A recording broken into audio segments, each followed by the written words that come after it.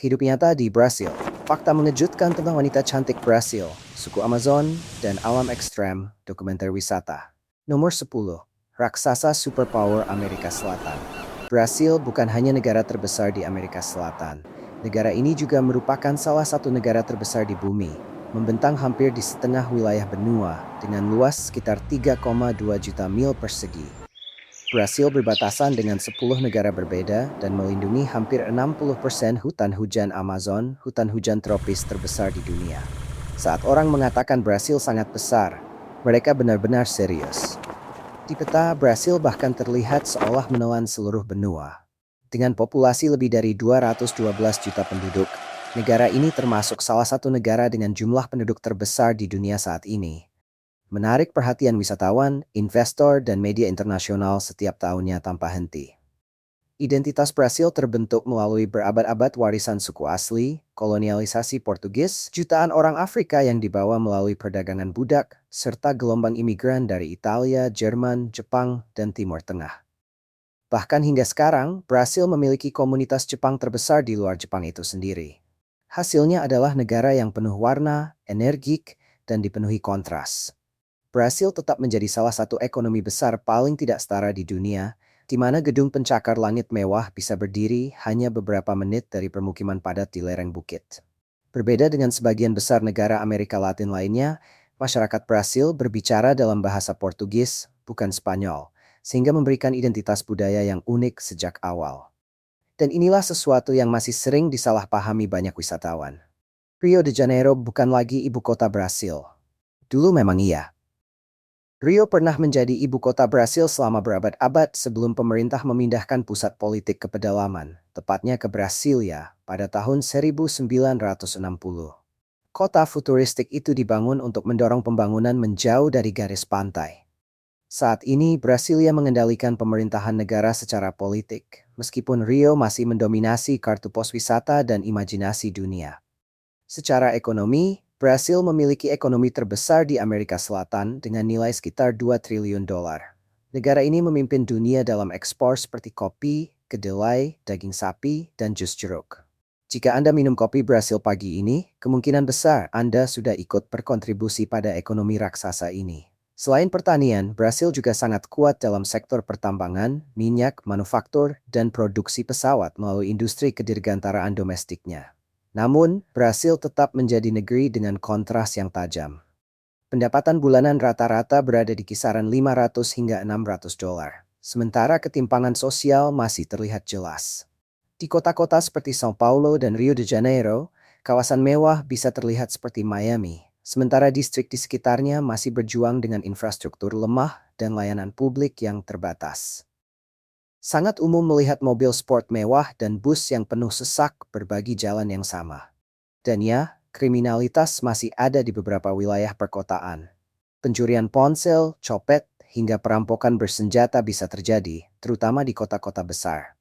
Walaupun tingkat pembunuhan di Brasil telah menurun dibanding awal tahun 2000-an, angkanya masih lebih tinggi dibanding banyak negara maju pada tahun 2026. Apakah itu membuat Brasil berbahaya? Tidak selalu. Jutaan wisatawan datang ke sini setiap tahun dengan aman. Tetapi, kewaspadaan tetap penting. Menggunakan ponsel mahal secara terbuka, memamerkan perhiasan, atau berjalan sendirian larut malam di lingkungan yang tidak dikenal bisa meningkatkan risiko. Di Brasil, keselamatan seringkali lebih bergantung pada akal sehat daripada rasa takut. Secara internasional, Brasil dianggap sebagai kekuatan regional utama di Amerika Latin. Brasil memiliki militer terbesar di kawasan dan memainkan peran penting dalam aliansi global seperti BRICS. Tetapi sebelum kita mengungkap sisi tersembunyi Brasil yang jarang dialami wisatawan, izinkan saya bertanya sesuatu kepada Anda. Saat Anda memikirkan Brasil, apa yang pertama kali muncul di pikiran Anda? Hutan hujan Amazon, sepak bola, karnaval, wanita cantik, atau sesuatu yang sama sekali berbeda? Dan ngomong-ngomong, Anda sedang menonton dari negara mana sekarang? Bagikan di kolom komentar dan beritahu semua orang dari mana Anda sedang menjelajahi Brasil. Nomor 9. Kepercayaan diri wanita Brasil sebagai gaya hidup. Jika ada satu negara yang sering dikaitkan dengan wanita yang percaya diri dan ekspresif, Brasil hampir selalu menjadi bagian dari pembicaraan itu. Di Brasil, berpakaian dengan berani biasanya tidak dianggap sebagai sesuatu yang kontroversial. Pola pikirnya sederhana. Kecantikan memang untuk dirayakan, bukan disembunyikan. Menunjukkan rasa percaya diri terhadap penampilan sering dianggap sebagai sesuatu yang alami, bukan sesuatu yang provokatif. Brasil juga memiliki jumlah wanita yang sedikit lebih banyak dibanding pria, dengan wanita mencakup sekitar 51% populasi pada tahun 2026. Sejarah Brasil yang dipenuhi perpaduan budaya penduduk asli Afrika, Eropa, dan Asia telah menciptakan salah satu masyarakat dengan keberagaman ras terbesar di dunia. Keberagaman itu sangat memengaruhi pandangan tentang kecantikan, kebebasan, hubungan, mode, musik, dan budaya sosial modern di hampir setiap wilayah negara tersebut hingga hari ini. Budaya kencan di Brasil umumnya emosional, terbuka, dan ekspresif.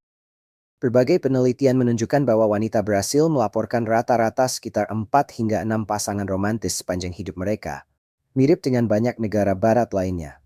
Perbedaannya bukan pada jumlahnya, melainkan pada bagaimana orang-orang merasa nyaman membicarakan hubungan secara terbuka. Sapaan di Brasil juga terasa hangat dan personal. Alih-alih berjabat tangan secara formal, banyak orang Brasil saling menyapa dengan pelukan atau ciuman di pipi. Bagi orang asing, hal itu mungkin terlihat genit, tetapi biasanya itu hanyalah bentuk kesopanan dan perilaku sosial yang ramah, yang sangat melekat pada budaya dan cara komunikasi masyarakat Brasil. Pada saat yang sama, Brasil sangat serius dalam menangani pelecehan. Di kota-kota seperti Rio de Janeiro dan São Paulo, sistem kereta bawah tanah menyediakan gerbong khusus wanita pada jam sibuk hari kerja, mulai pukul 6 hingga pukul 9 pagi dan pukul 5 hingga pukul 8 malam. Pria yang memasuki gerbong tersebut pada jam terbatas dapat dikenakan denda hingga 1.000 real Brasil, setara dengan sekitar $200 Amerika Serikat. Dan tepat ketika para wisatawan merasa mulai memahami keseimbangan antara kecantikan dan kemandirian di Brasil, mereka menemukan sebuah kota kecil yang benar-benar mengubah ekspektasi mereka.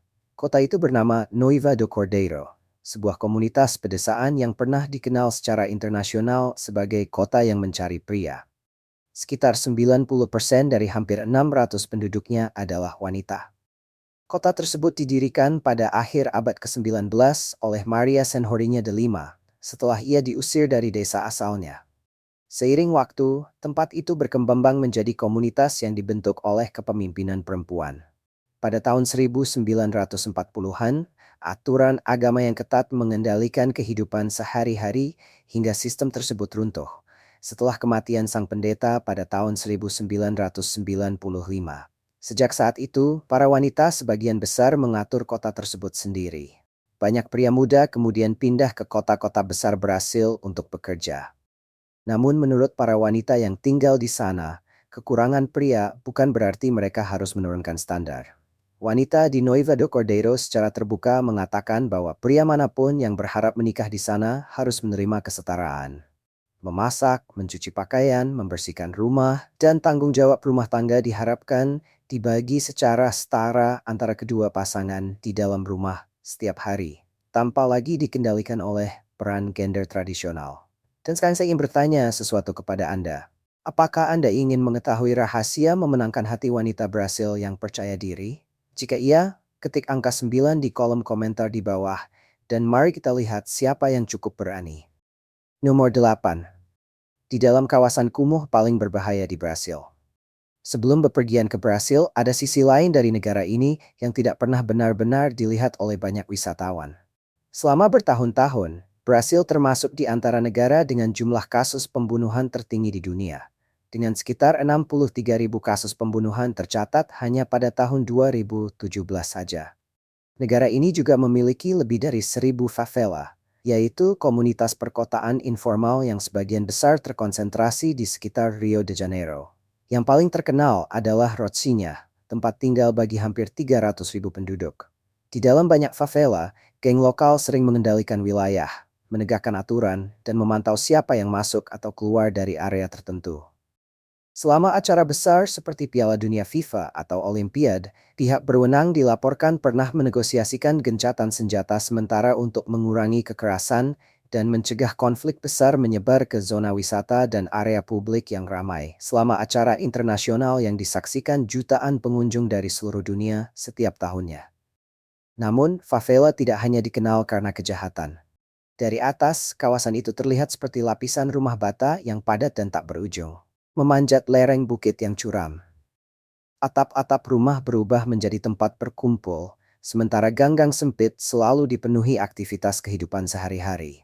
Rotsina bahkan menciptakan penyedia internetnya sendiri bernama Netrosinya yang menawarkan layanan Wi-Fi dengan koneksi yang sangat stabil. Meskipun banyak wilayah tidak memiliki alamat resmi, para pengemudi pengiriman tetap dapat menemukan lokasi dengan bantuan grafiti, tembok bercat, dan penanda lokal lainnya. Bahkan paket dari Amazon dilaporkan tetap sampai dengan aman.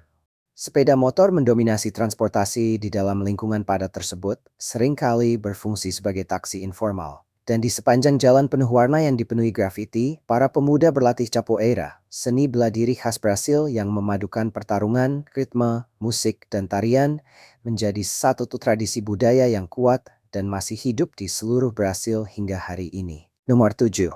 Pantai nudis dan pasir radioaktif. Pernahkah Anda membayangkan mengunjungi pantai tanpa mengenakan pakaian sama sekali? Brasil memiliki beberapa pantai nudis terkenal dan yang paling dikenal adalah Praia do Pinho di Santa Catarina, yang diakui sebagai pantai naturis resmi pertama di negara itu. Aturan ketat tetap berlaku di sana. Pria lajang seringkali tidak diizinkan masuk kecuali ditemani pasangan dan perilaku tidak sopan dapat menyebabkan pengunjung langsung dikeluarkan. Pantai Abrico di Rio de Janeiro juga menerapkan peraturan serupa yang diawasi oleh Asosiasi Naturis. Sementara itu, Pantai Tambaba di Paraíba dibagi menjadi dua area, termasuk satu zona wajib tanpa pakaian, di mana penggunaan pakaian sepenuhnya dilarang. Meskipun menawarkan kebebasan, Brasil tetap memberlakukan hukum pelecehan yang sangat ketat, membuktikan bahwa ketelanjangan tidak berarti kekacauan atau hidup tanpa aturan. Namun, Brasil juga memiliki pantai-pantai aneh karena alasan yang benar-benar berbeda. Di pantai area Preta di Guarapari, pasirnya berwarna hitam alami dan bersifat radioaktif. Di beberapa titik tertentu, tingkat radiasi dilaporkan dapat mencapai 20 mikrosievert per jam, dengan puncak hingga 55 mikrosievert. Sebagai perbandingan, rata-rata radiasi latar belakang di Amerika Serikat hanya sekitar 0,34 mikrosievert per jam. Para ilmuwan pertama kali meneliti pantai ini pada tahun 1880, setelah peneliti Austria bernama Karl Auer von Welsbach menemukan pasir kaya monazit yang mengandung thorium dan uranium. Pada abad ke-20, pantai ini menjadi terkenal sebagai pantai kesehatan, tempat para pengunjung mengubur tubuh mereka di pasir radioaktif, karena percaya hal itu dapat membantu mengurangi radang sendi dan berbagai penyakit lainnya. Pada tahun 1972, Dr. Silva Melo secara terbuka mempromosikan terapi pasir radioaktif, yang kemudian menjadikan kawasan itu sebagai destinasi kesehatan populer. Namun, otoritas nuklir Brasil tetap memperingatkan para wisatawan agar tidak berada di sana terlalu lama, karena paparan berkepanjangan dapat meningkatkan risiko kanker kulit dan kanker paru-paru seiring waktu. Jadi, jika Anda boleh memilih satu, mana yang akan Anda pilih? Pantai nudis atau pantai radioaktif? Tulis komentar nomor 1 atau nomor 2 di bawah dan bagikan pilihan Anda. Nomor 6. Pantangan sosial unik di Brasil. Brasil mungkin terlihat santai dan bebas, tetapi kehidupan sehari-hari di sini mengikuti aturan sosial halus yang sering tidak disadari oleh orang asing. Beberapa di antaranya memang bukan hukum resmi, tetapi diam-diam membentuk cara masyarakat berperilaku, berbicara, makan, minum, dan menunjukkan rasa hormat, baik di kota besar maupun komunitas tradisional kecil di seluruh negeri setiap harinya, di berbagai wilayah dan lingkungan sosial yang berbeda. Pertama, jangan sembarangan menunjukkan tanda tangan oke dengan tangan. Di Amerika Serikat, membentuk lingkaran menggunakan ibu jari dan jari telunjuk biasanya berarti semuanya baik-baik saja. Namun di Brasil, gerakan ini sejak lama dianggap menyinggung. Karena itu, banyak orang Brasil lebih memilih menggunakan isyarat jempol ke atas. Satu gerakan tangan kecil saja dapat mengubah makna sepenuhnya. Ekspresi emosi juga mengikuti aturan budaya yang tidak terduga. Di beberapa komunitas adat, menangis keras di depan umum saat pemakaman tidak dianjurkan. Upacara tetap berlangsung penuh penghormatan, tetapi luapan kesedihan yang berlebihan dapat dianggap mengganggu keseimbangan spiritual. Dalam budaya tersebut, menjaga ketenangan dianggap sebagai cara yang pantas untuk menghormati orang yang telah meninggal. Bahkan kebiasaan minum pun memiliki etiket tersendiri. Daripada memesan botol terpisah, teman-teman biasanya berbagi bir besar di meja, umumnya sekitar 20 hingga 24 ons. Satu orang akan menuangkan gelas kecil untuk semua orang, sehingga minum sendirian bisa dianggap tidak ramah atau bahkan egois. Kebiasaan makan juga sangat diperhatikan. Dalam situasi sosial biasa, makan menggunakan tangan sering dianggap kurang sopan. Orang Brasil umumnya menggunakan garpu dan pisau untuk sebagian besar makanan, bahkan untuk hidangan santai, karena dianggap lebih bersih, lebih sopan, dan lebih beradab. Warna juga memiliki makna tersembunyi. Coklat dapat melambangkan kesedihan, kuning bisa menandakan kemunduran, ungu secara tradisional berkaitan dengan masa berkabung dalam budaya Katolik, dan beberapa warna bernuansa teh dikaitkan dengan nasib buruk. Karena itulah, warna tertentu terkadang dihindari saat perayaan. Dan dalam beberapa tradisi lokal, bahkan topi seorang wanita dapat menyampaikan pesan tertentu. Jika miring ke kanan bisa berarti lajang, miring ke kiri dapat berarti sudah menikah, dan dikenakan menghadap depan dapat menandakan status janda. Jadi saat Anda mengunjungi Brasil, perhatikan detail-detail kecil di sekeliling Anda. Di sini, budaya sering berbicara diam-diam sebelum siapapun mengucapkan sepatah kata pun. Nomor 5. Makanan kaki lima Brasil. Jika Anda berpikir makanan Brasil hanya tentang steak dan camilan sepak bola, pikirkan lagi. Budaya makanan kaki lima di Brasil dipenuhi cita rasa berani, kombinasi yang tidak terduga, dan tradisi yang dibentuk oleh pengaruh masyarakat pribumi, Afrika, dan Portugis yang tersebar di seluruh negara raksasa ini. Perjalanan kuliner di sini belum lengkap tanpa churrasco, tradisi barbeque legendaris Brasil. Para pelayan berjalan di antara meja sambil membawa tusukan panjang berisi daging sapi panggang dan iga bakar, lalu mengiris daging yang berair langsung ke piring Anda, sampai akhirnya Anda menyerah karena terlalu kenyang. Dagingnya diberi sedikit garam, dimasak perlahan di atas api terbuka, dan biasanya disajikan bersama farofa, tepung singkong panggang yang dicampur telur atau pisang. Mungkin terlihat sederhana, tetapi makanan ini memberikan tekstur renyah dengan perpaduan rasa manis dan asin yang benar-benar mengubah hidangan, sekaligus menghadirkan cita rasa tradisional Brasil yang begitu khas bagi wisatawan yang menjelajahi restoran lokal dan pasar kaki lima terkenal di seluruh negeri hingga hari ini. Dari panggangan barbeque, suasana kemudian berpindah ke garis pantai Brasil. Ikan Atlantik segar sering langsung dipotong menjadi irisan bergaya sashimi tepat di samping laut. Tidak ada persiapan rumit, tidak ada penyimpanan lama, dan hampir tidak ada jeda antara menangkap dan menyantapnya. Hanya dari laut, ke pisau, lalu ke piring dalam hitungan menit. Kesegaran seperti itu berbicara dengan sendirinya tanpa membutuhkan iklan atau restoran mewah. Kemudian hadir salah satu kombinasi paling aneh di Brasil, nasi cumi Caesara. Dimasak di luar ruangan dekat air di antara batu-batu besar, hidangan ini mencampurkan cumi-cumi, nasi, bawang putih, bawang bombay, daun ketumbar, dan pisang dalam satu wajan. Warna oranyinya yang cerah berasal dari urucum, biji tanaman asli yang juga secara tradisional digunakan sebagai cat tubuh oleh kelompok masyarakat pribumi. Pisang manis dan makanan laut asin terdengar benar-benar tidak cocok, tetapi entah bagaimana rasa-rasa tersebut justru menyatu dengan sempurna. Setelah menyantap makanan berat, banyak orang Brasil memilih caipirinha, koktail nasional negara itu yang dibuat dari cachaça, jeruk nipis, gula, dan es yang dihancurkan. Rasanya manis, tajam, menyegarkan, dan ternyata cukup kuat. Minuman ini sangat cocok dengan iklim tropis dan budaya pantai Brasil. Hidangan klasik lainnya adalah feijoada, semur kacang hitam kental, yang dimasak perlahan bersama sosis, daging babi, dan daging asap, hingga semuanya menyatu menjadi sajian kaya rasa. Irisan jeruk biasanya disajikan di sampingnya untuk menyeimbangkan rasa berat dari hidangan tersebut. Di banyak keluarga, terutama pada hari Sabtu, feijoada lebih dari sekadar makanan. Hidangan ini adalah tradisi sosial mingguan yang dinikmati bersama keluarga dan teman-teman. Untuk camilan cepat, coksinya ada di mana-mana. Kroket renyah berbentuk tetesan air mata ini diisi ayam suwir dan digoreng hingga berwarna coklat keemasan. Para pedagang kaki lima menjualnya di terminal bus, pantai, dan trotoar kota di seluruh Brasil setiap hari. Pagi hari sering dimulai dengan acai, buah beri Amazon berwarna ungu gelap yang dihaluskan menjadi mangkuk smoothie kental. Dengan tambahan sirup atau tepung singkong, rasanya kaya namun tetap menyegarkan di tengah panas tropis. Di wilayah Amazon, acai kadang disantap bersama ikan, bukan sebagai makanan penutup. Dan terakhir, ada nangka. Di tempat-tempat seperti Taman Nasional Tijuca, ribuan pohon nangka ditebang setelah buah tersebut menjadi spesies invasif. Apa yang dahulu dianggap sebagai makanan untuk bertahan hidup di masa sulit, kemudian berubah menjadi masalah lingkungan yang kontroversial di beberapa wilayah Brasil. Nomor 4. Pulau paling berbahaya di dunia. Di lepas pantai Brasil terdapat Ilha da Queimada Grande yang lebih dikenal sebagai Pulau Ular. Dari kejauhan, tempat ini terlihat seperti surga tropis yang damai, dikelilingi air laut biru. Namun saat dilihat lebih dekat, suasananya berubah menjadi sesuatu yang benar-benar berbeda. Pulau ini hanya memiliki luas sekitar 0,17 mil persegi dan menjulang kira-kira 676 kaki di atas permukaan laut.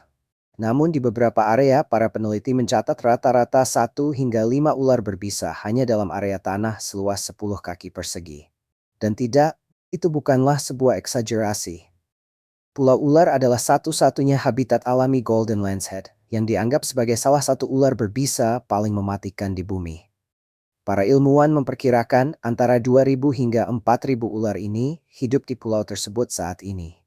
Golden Lancehead dewasa biasanya tumbuh sepanjang 1,5 hingga 2 kaki. Racunnya dipercaya hingga 5 kali lebih kuat dibanding spesies serupa di daratan utama. Satu gigitan saja dapat dengan cepat menghancurkan jaringan tubuh karena racunnya menyerang sel darah dan otot secara agresif. Tanpa penanganan segera, akibatnya bisa berujung fatal hanya dalam beberapa jam. Sekitar 11.000 tahun lalu, kenaikan permukaan laut memisahkan pulau ini dari daratan utama Brasil. Tanpa mamalia darat untuk diburu, ular-ular tersebut beradaptasi dengan memangsa burung. Karena burung dapat melarikan diri dengan cepat, racun mereka pun berevolusi menjadi sangat mematikan dan bekerja dengan luar biasa cepat. Demi alasan keamanan, pemerintah Brasil melarang keras warga sipil memasuki pulau ini. Hanya personel angkatan laut dan ilmuwan resmi yang diizinkan masuk. Meski begitu, para penyelundup satwa liar ilegal pernah memburu Golden Lancehead dengan harga pasar gelap yang kabarnya mencapai $30.000 untuk seekor ular. Pada tahun 2019, jurnalis Australia bernama Tara Brown mengunjungi pulau tersebut bersama kru dokumenter dalam kondisi yang diawasi ketat. Brown kemudian menggambarkan bagaimana ia melihat beberapa ular hanya berjarak beberapa langkah satu sama lain. Tubuh kuning mereka tersembunyi di antara bebatuan dan vegetasi. Menariknya, pulau ini dulu dijuluki Burning Island karena para nelayan pernah mencoba membersihkan hutan dengan api bertahun-tahun lalu. Kini, alam sepenuhnya telah merebut kembali wilayah tersebut. Apa yang dahulu coba dikendalikan manusia, sekarang hampir sepenuhnya dikuasai oleh predator berbisa. Jadi, jawab dengan jujur. Apakah Anda berani menginjakan kaki di Pulau Ular? Tulis berani atau tidak berani di kolom komentar di bawah. Nomor 3. Kontes kecantikan paling liar di Brasil. Jika Anda berpikir bahwa kontes kecantikan hanya untuk model runway bertubuh langsing, Brasil benar-benar menantang gagasan itu. Di negara tempat sekitar 56% orang dewasa mengalami kelebihan berat badan, standar kecantikan bisa terlihat sangat berbeda dibandingkan dengan apa yang dibayangkan banyak orang dari luar negeri. Alih-alih menyembunyikan kenyataan tersebut, Brasil justru mengubahnya menjadi hiburan. Kompetisi Miss Plus Size Brazil mewajibkan para peserta memiliki berat minimal 176 pon. Sama seperti kontes kecantikan tradisional, acara ini menampilkan catwalk, gaun malam, sesi wawancara, dan penilaian publik. Namun kontes kecantikan di Brasil menjadi jauh lebih tidak biasa. Di Recife, di dalam penjara wanita di negara bagian Pernambuco, para narapidana ikut serta dalam kompetisi kecantikan yang diselenggarakan secara resmi. Para peserta dinilai bukan hanya dari penampilan, tetapi juga dari pengetahuan umum, rasa percaya diri, dan perkembangan pribadi selama menjalani masa tahanan. Tujuannya adalah menggabungkan rehabilitasi dengan peningkatan harga diri dan reintegrasi sosial. Lalu muncul kontes paling kontroversial di Brasil, Miss Boom Boom. Setiap negara bagian di Brasil mengirimkan satu perwakilan untuk memperebutkan gelar pemilik pokong alami terbaik di negara tersebut. Kompetisi ini memiliki satu aturan ketat. operasi kosmetik tidak diperbolehkan. Peserta dengan ukuran tubuh melebihi sekitar 42 inci, kabarnya bisa didiskualifikasi. Meskipun kontes ini menjadi terkenal secara internasional, sisi gelapnya juga mulai terlihat, termasuk tuduhan pembelian suara, pelecehan daring, dan persaingan sengit antar peserta. Sisi finansialnya bahkan lebih mengejutkan. Beberapa peserta kabarnya menghabiskan lebih dari 20.000 dolar Amerika Serikat untuk prosedur kosmetik, program pelatihan, krim, suplemen, dan perawatan pembentukan tubuh. Namun secara historis, hadiah bagi pemenang seringkali hanya bernilai sekitar 10.000 dolar. Bagi banyak wanita, kontes ini bukan sekadar ajang kecantikan. Ini adalah peluang berisiko tinggi untuk meraih ketenaran, kontrak sponsor, karier modeling, dan peningkatan kondisi finansial. Beberapa peserta bahkan dilaporkan mengambil pinjaman atau menjual harta pribadi demi membiayai transformasi mereka dan tampil di panggung nasional. Budaya yang sama juga membantu menjadikan Brasil sebagai salah satu pusat operasi kosmetik terbesar di dunia. Dengan lebih dari 64.000 prosedur pembesaran bokong dilakukan setiap tahun di seluruh negeri hingga saat ini. Nomor 2. Suku yang tidur 20 menit sehari. Jauh di dalam hujan Amazon di Brasil, hidup suku Piraha, sebuah komunitas adat kecil yang gaya hidupnya mentang banyak gagasan yang dianggap normal oleh masyarakat modern. Salah satu hal pertama yang mengejutkan para peneliti adalah pola tidur mereka. Alih-alih tidur 7 atau 8 jam tanpa gangguan seperti kebanyakan orang, banyak orang dewasa Piraha tidur dalam tidur singkat yang hanya berlangsung sekitar 15 hingga 20 menit setiap kali. Bagi banyak anggota suku, tidur lebih dari 2 jam total dalam satu hari penuh dianggap tidak biasa. Secara tradisional, sebagian dari mereka percaya bahwa tidur terlalu lama dapat melemahkan jiwa atau membuat seseorang rentan terhadap bahaya. Entah berasal dari kepercayaan spiritual maupun kebiasaan budaya, hasilnya benar-benar luar biasa. Daripada mengandalkan tidur panjang di malam hari, orang Piraha beristirahat melalui banyak tidur singkat yang tersebar sepanjang siang dan malam. Dan sekarang saya ingin bertanya kepada Anda sesuatu. Berapa jam Anda tidur setiap hari? Tulis angka Anda di kolom komentar di bawah. Cara mereka memahami waktu juga sama menariknya. Orang Piraha hampir sepenuhnya fokus pada momen saat ini. Mereka tidak mengatur kehidupan berdasarkan sejarah masa lalu yang jauh ataupun rencana jangka panjang untuk masa depan. Makanan biasanya diburu atau dikumpulkan setiap hari lalu langsung dimakan pada hari yang sama. Anak-anak belajar langsung dari alam, bukan dari buku pelajaran, ruang kelas, atau teknologi. Mereka berenang di sungai, mengamati hewan, dan menyerap pengetahuan bertahan hidup melalui pengalaman langsung di hutan hujan. Dan hal ini membawa kita pada bagian paling menarik dari suku tersebut, yaitu bahasa mereka. Bahasa Piraha hanya memiliki sekitar 3 bunyi vokal dan 7 konsonan. Bahasa ini juga tidak memiliki kata angka yang pasti selain gagasan sederhana seperti 1, 2, dan banyak. Kategori warna yang rinci juga sebagian besar tidak ada, hanya terdapat perbedaan umum antara terang dan gelap. Para peneliti dari University of Oslo pernah menyatakan bahwa orang luar dengan kemampuan ingatan rata-rata mungkin membutuhkan hampir 10 tahun hanya untuk bisa berkomunikasi pada tingkat dasar dalam bahasa Piraha. Tantangannya bukan terletak pada jumlah kosakata, tetapi pada cara bahasa tersebut mengatur pola pikir yang benar-benar berbeda. Meskipun tidak memiliki angka formal, anggota suku tetap mampu mengenali dan mengingat ribuan spesies tumbuhan dan hewan di seluruh hutan hujan Amazon. Tradisi unik lainnya adalah anak-anak sering menerima nama yang benar-benar baru setiap 6 hingga 8 tahun. Para peneliti masih memperdebatkan alasannya, tetapi nama-nama itu mungkin mencerminkan perubahan identitas atau tahap kehidupan yang berbeda. Nomor 1. Biaya hidup. Brasil adalah negara penuh kontras, dan hal itu paling terlihat dalam pengeluaran sehari-hari. Di kota-kota besar seperti São Paulo dan Rio de Janeiro, apartemen satu kamar tidur di pusat kota biasanya berharga antara 600 hingga 1.200 dolar Amerika per bulan. Dibandingkan dengan kota seperti New York, London, atau Tokyo, Brasil bisa terasa cukup terjangkau bagi orang asing, digital nomad, wisatawan, bahkan pensiunan yang mencari gaya hidup lebih murah di luar negeri sambil tetap menikmati pantai, kehidupan malam, cuaca hangat, makanan terkenal, dan kota-kota modern besar yang penuh energi serta hiburan sepanjang tahun. Di luar area pusat kota, harga sewa biasanya turun lebih jauh lagi. Kadang hanya sekitar 350 hingga 700 dolar Amerika per bulan. Bagi banyak orang asing, perbedaan harga itu terasa sangat besar dibandingkan ibu kota dunia lainnya. Makanan menghadirkan kontras menarik lainnya. Makan siang lokal lengkap di Brasil seringkali hanya berharga sekitar 6 hingga 10 dolar Amerika. Sementara makanan santai serupa di kota seperti Paris atau Sydney bisa hampir 2 kali lebih mahal. Bahan makanan juga relatif terjangkau. Ayam dan daging sapi seringkali jauh lebih murah dibandingkan harga di beberapa wilayah Eropa Barat dan Amerika Utara. Transportasi umum juga murah. Di banyak kota Brasil, tarif bus atau metro sekitar 1 dolar Amerika per perjalanan jauh lebih rendah dibandingkan biaya transportasi di kota seperti Toronto atau London. Namun, disinilah bagian yang tidak terduga muncul. Elektronik impor dan produk mewah di Brasil sangat mahal karena pajak yang tinggi. Sebuah ponsel pintar yang dijual secara internasional seharga 1.000 dolar Amerika bisa berharga sekitar 1.500 dolar Amerika di pasar lokal. Tidak seperti tempat seperti Dubai, Brasil bukan negara murah untuk teknologi impor. Mobil juga jauh lebih mahal dibandingkan di Amerika Serikat, dengan beberapa model yang harganya hampir 2 kali lipat dari harga di pasar Amerika untuk versi yang serupa.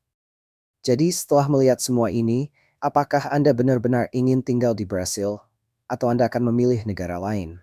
Tulis jawaban Anda di kolom komentar. Dan beritahu semua orang negara mana yang paling ingin Anda tinggali suatu hari nanti. Saya harap Anda menyukai video hari ini. Jika ya, jangan lupa untuk menekan tombol suka dan berlangganan saluran ini agar tidak ketinggalan video menarik berikutnya. Dukungan Anda membantu kami terus membuat konten yang semakin baik. Pastikan juga untuk menonton video berikutnya yang muncul di layar. Saya yakin Anda akan menyukainya. Jangan lupa untuk meninggalkan komentar dengan menyebutkan negara yang ingin Anda jelajahi di masa depan. Generics at Stational Third Tennis Supaya Prefeast